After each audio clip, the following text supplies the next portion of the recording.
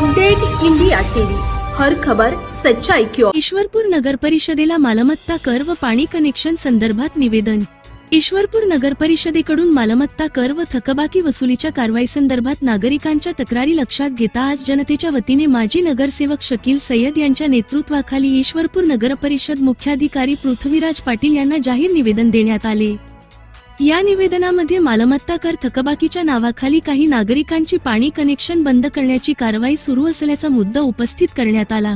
नागरिकांना दिलेल्या अपीलची सुनावणी प्रलंबित असताना थेट कारवाई केल्यास सर्वसामान्यांना मोठा त्रास सहन करावा लागत असल्याचे निवेदनात नमूद करण्यात आले आहे।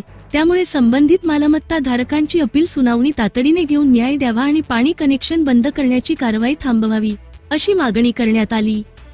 यावेळी भाऊ पाटील, तात्यासाहेब बामणे, राजाभाऊ साळुंखे, जमीर नालबंद, रामराव थोरात, विजय धुमाळे, सिकंदर शेख आदी मान्यवर उपस्थित होते। नागरिकांच्या समस्या तातडीने सोडवून प्रशासनाने योग्य निर्णय घ्यावा अशी अपेक्षा यावेळी व्यक्त करण्यात आली। जय महाराष्ट्र। आज या ठिकाणी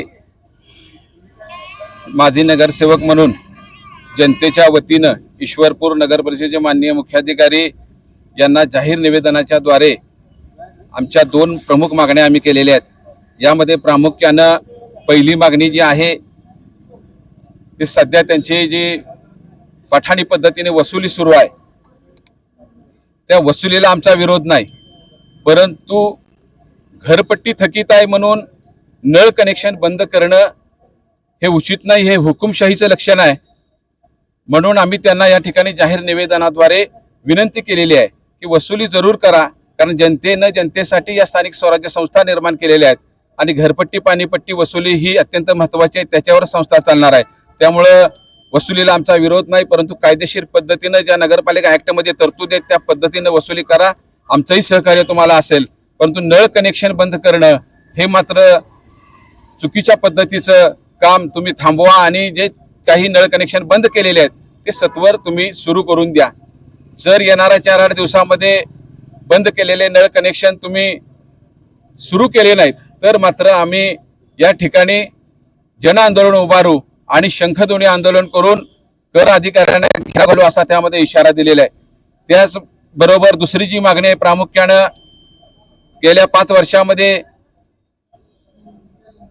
मालमत्ता धारकांनी जे अपील केलेलं आहे त्याची सुनावणी झालेली नाही, कारण या ठिकाणी प्रशासक होतं, प्रशासक असल्यामुळं मालमत्ता धारकांना न्याय देता आलेला नाही। या ठिकाणी आता लोकशाही पद्धतीने निवडणूक झालेली आहे आणि या ठिकाणी नगराध्यक्षांच्या सह बॉडी या ठिकाणी झालेली आहे, त्यामुळे आता सुनावणी घ्यायला हरकत नाही।